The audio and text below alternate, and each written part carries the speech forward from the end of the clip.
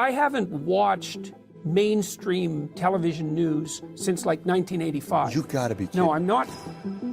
I didn't have a TV since about 1985. When's the last time you watched CNN? Probably in an airport for a few minutes. If I come to your place, your TV's not gonna be on CNN. There's no TV. There's no TV in your house? I haven't had a TV since 1985. I realized back in 1985 that news wasn't news. If it was only news for a day, it wasn't important. So I read magazines. You know, I read Harper's, The Economist. Those were my basic sources for news. You know, when television was first invented, it was supposed to be the world's premier educational device.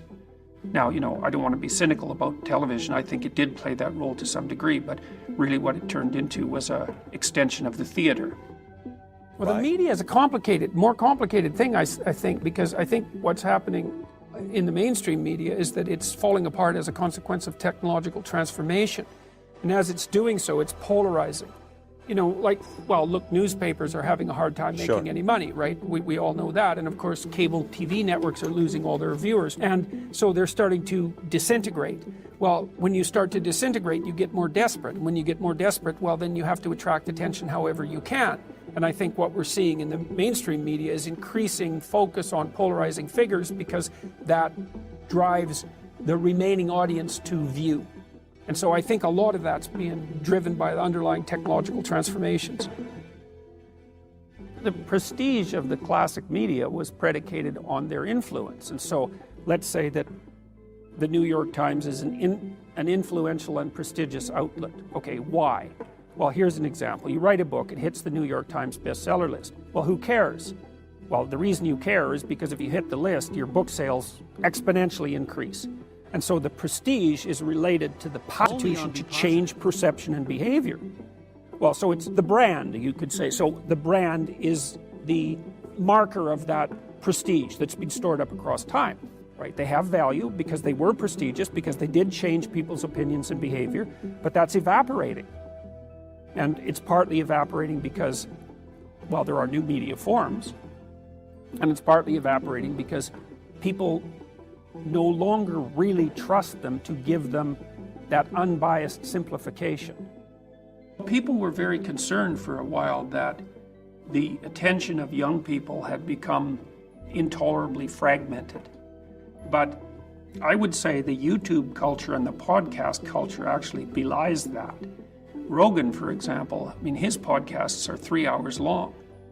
That's long. That's way longer than a news show ever was. It's far longer than the typical documentary.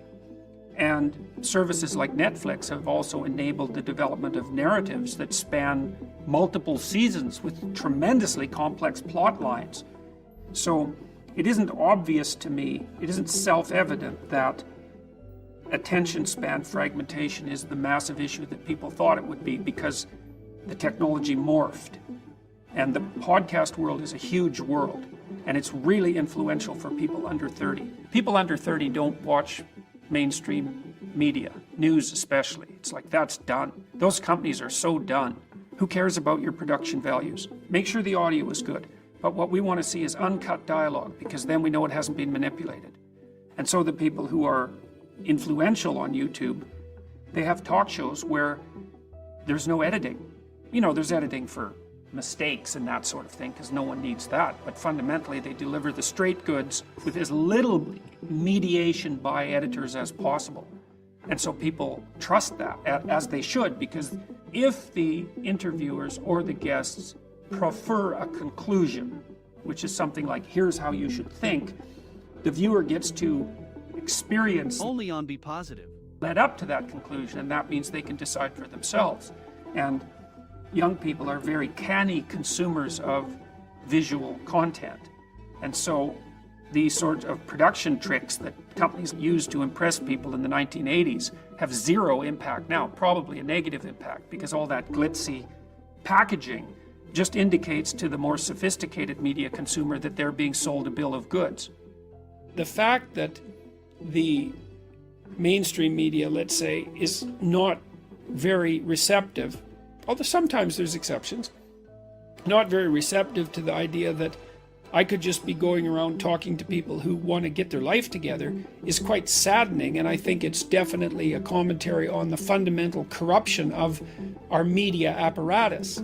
I think it's better to talk on YouTube, and I think it's increasingly better to do that. So a new media form is emerging, and I think it's going to be a lot more productive. It won't be as scripted, it'll be much longer form, it'll be allow for much more thoughtfulness.